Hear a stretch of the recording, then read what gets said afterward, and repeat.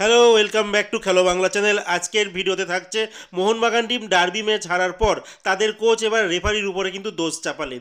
সেই খবর জানাবো ইস্টবেঙ্গলের পরের ম্যাচ পাঞ্জাবের সঙ্গে, আর সেই ম্যাচে ইস্টবেঙ্গলের একজন বিদেশি খেলোয়াড় কিন্তু খেলতে পারছে না। থাকছে খেলার আরও আপডেট খবর। তার আগে প্রতিদিনের মতো বলবো, খেলার আপডেট খবর পাওয়ার জন্য আমাদের চ্যানেলটিকে সাবস্ক্রাইব করতে একদম ভুলো না। তো চলো শুরু করা যাক আজকের প্রথম খবরটি বলবো আজকে আই লিগের আপডেট, যেখানে আই লিগের আজকে দুখানা ম্যাচ আছে।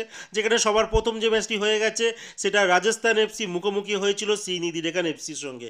আর এই ম্যাচে শ্রীনিধি ডেকান তারা কিন্তু 2-1 গোলে রাজস্থান এফসিকে কিন্তু হারিয়ে দিয়েছে। আর আমি যখন ভিডিওটি বানাচ্ছি সেই সময় একটি ম্যাচ চলছে ডেম্পো ভার্সেস শিলং লাজং এফসির মধ্যে। আর এই ম্যাচে 2-1 গোলে কিন্তু লিড করছিল, আর সময় চলছিল 81 মিনিট, মানে শেষ হতে আর বেশিক্ষণ নেই। এরপরে যে খবরটি বলবো মহিলা ফুটবলের কথা। মহিলা ফুটবলে তুর্কিতে কিন্তু একটা টুর্নামেন্ট চলছে, যেখানে ভারতীয় টিম পার্টিসিপেট করতে গেছে। 4 দেশের টুর্নামেন্ট। এখানে এই টুর্নামেন্টের নাম বলা হচ্ছে pink ladies under 20 youth cup, যেখানে ভারতীয় টিম তারা প্রথম ম্যাচে জর্ডনের সঙ্গে কিন্তু আজকে খেলতে চলেছে। আর ভারতীয় সময় 5:30 থেকে কিন্তু এই ম্যাচটি হওয়ার কথা। আর আগামীকাল যে ভিডিওটি আসবে সেই ভিডিও তোমাদের কিন্তু এই লেটেস্ট আপডেট জানিয়ে দেবো ম্যাচের কী রেজাল্ট হয়েছে। এরপরে যে খবরটি বলবো আরএফডিএল এর ইস্টবেঙ্গলের সঙ্গে মোহনবাগান সুপার জায়েন্টের যে ডার্বি ম্যাচ হয়ে গেল, যেখানে মোহনবাগান সুপার জায়েন্ট টিমকে ইস্টবেঙ্গল টিম তারা 2-1 গোলে হারিয়ে দিয়েছিল। আর এই হারের পরই কিন্তু মোহনবাগান টিমের কোচ, মানে রিজার্ভ টিমের কোচ দিগি কার্দোজো, তিনি কিন্তু রেফারির উপরে পুরোপুরি প্রশ্নচিহ্ন তুলেছেন। রেফারির জন্যই নাকি তার টিম হেরেছে। কিছু পেনাল্টি তাকে দেওয়া হয়নি, একটা পেনাল্টি অবশ্য পেয়েছিল, সেটা ইস্টবেঙ্গলের গোলকিপার আটকে দিয়েছিল।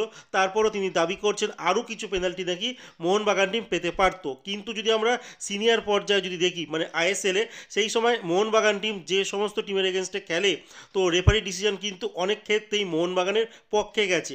সেই সময় মোহনবাগানের পক্ষ থেকে বলা হয়েছে যারা খেলতে পারে না তারাই নাকি এসব অজুহাত করে। বাট এই ক্ষেত্রে মোহনবাগানের রিজার্ভ টিমের কোচ দিকি কার্দোজো কি সেম জিনিসটাই করছে? প্রশ্ন কিন্তু এখানে থেকে যাচ্ছে। যাই হোক, এরপরে ইস্টবেঙ্গলের যে খবরটি বলবো, ইস্টবেঙ্গল টিমের পরবর্তী ম্যাচ রয়েছে পাঞ্জাব এফসির সঙ্গে অ্যাওয়ে ম্যাচ। আর এই ম্যাচে কিন্তু ইস্টবেঙ্গলের রিচার্ড সেলিস কিন্তু খেলতে পারছে না। রিচার্ড সেলিস তিনি প্র্যাকটিসে এসেছিলেন, কিন্তু তারপরে তিনি প্র্যাকটিসে নামেননি, সোজা চলে যায় হোটেলে। মানে বোঝাই যাচ্ছে এই খেলোয়াড়টি কিন্তু পরের ম্যাচে অ্যাভেলেবেল নেই, সেটা কোচও এসে তিনি জানিয়ে দিয়েছেন।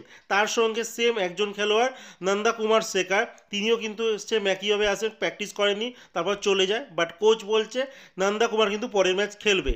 বাট রিচার্ড সেলিস কিন্তু পরের ম্যাচ খেলছে না, তার কিন্তু চোট এখনও সারেনি। হয়তো তার পরবর্তী ম্যাচগুলোতে তিনি খেলতে পারবেন, কারণ এরপরেই কিন্তু ইস্টবেঙ্গলের মার্চ মাসে কিন্তু আরকাদাগের সঙ্গে এএফসি চ্যালেঞ্জ কাপের খেলা রয়েছে। আর এই ম্যাচের কিন্তু মানে আগামী যে ম্যাচ আছে ইস্টবেঙ্গলের পাঞ্জাব এফসির সঙ্গে, সেই ম্যাচে কিন্তু লালচুং নুঙ্গা কিন্তু আবার রিটার্ন করতে চলেছে। কারণ লালচুং নুঙ্গা লাস্ট ম্যাচ খেলতে পারেনি, সেই ম্যাচে রেড কার্ডের জন্য কিন্তু তিনি অ্যাভেলেবেল ছিলেন না। মোহামেডানের সঙ্গে যে ম্যাচটি হলো, এবার কিন্তু রেড কার্ডের যে সমস্যাটা, যেটা সাসপেন্ড থাকতে হয়, সেটার পর কিন্তু তিনি আবারও রিটার্ন করতে চলেছে পাঞ্জাব এফসির ম্যাচে। এরপর যেটা বলবো, ইস্টবেঙ্গলের কিন্তু প্রাপসুমান গিল, তিনি কিন্তু লাস্ট একদিন কিন্তু প্র্যাকটিসে আসেননি। যত সম্ভব শোনা যাচ্ছে তাকে হয়তো ছুটি দেওয়া হয়েছে। কারণ এই জন্য লাস্ট ম্যাচটা আমরা দেখেছিলাম যে 88 মিনিটে কিন্তু কোচ মানে ইস্টবেঙ্গলের কোচ তাকে বদলি করায়। তারপরে কিন্তু তিনি কিছু অসন্তোষজনকমূলক হাত ছোড়েন। আর তারপর যখন গোলটা হয়ে যায় তখন তিনি বাচ্চা সুলভ কিন্তু আনন্দও করেন। তো এখান থেকে হয়তো কিছু একটা ইঙ্গিত দিতে চাইছেন, তিনি ফিট ছিলেন, হয়তো তাকে তুলে নেওয়া হয়েছে। বাট এটাও মাথায় রাখতে হবে, তিনি কিন্তু একটানা এএফসি চ্যালেঞ্জ কাপ থেকে কিন্তু ইস্টবেঙ্গলের হয়ে কন্টিনিউ ম্যাচ খেলে চলেছেন। আর উল্টো দিকে দেবজিৎ মজুমদার, তিনি কিন্তু বসে আছেন। হয়তো কোচ সেই গোলকিপারকেও একবার ট্রাই করে দেখছে কেমন খেলে, কিন্তু দেবজিৎ যেইটুকানি সময় পেয়েছে 5-10 মিনিট যাই খেলেছে, ভালোই খেলেছে।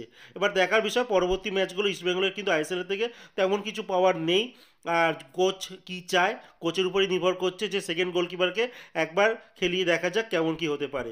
সেটা তো সময় বলবে, রোববার দিনে খেলা রয়েছে, তখনই বোঝা যাবে যে প্রফেশনাল গিলের উপরেই কি আবার আস্থা রেখেছে, নাকি সেকেন্ড গোলকিপারকে কিছু ম্যাচ প্র্যাকটিস করানো যায় কি না এই ম্যাচগুলোতে।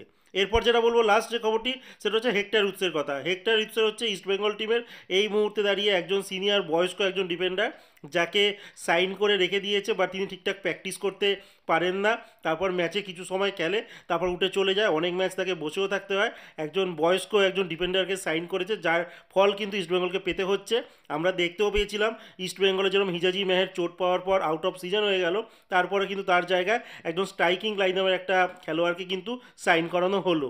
আর ডিফেন্সের কিন্তু এখনও সেরকম কাউকে সই করানো হয়নি ইস্ট বেঙ্গলে, সেই একজনই রয়েছে বয়স্ক হেক্টর রুটস। এবার দেখার বিষয় এএফসি কাপে তিনি তার টিমকে কতটা নেতৃত্ব দিতে পারে। যদি এই ম্যাচগুলো জিতে যায় তাহলে কিন্তু ফাইনালে আরও শক্ত প্রতিপক্ষ কিন্তু ইস্ট বেঙ্গলের সঙ্গেও খেলা পড়তে পারে।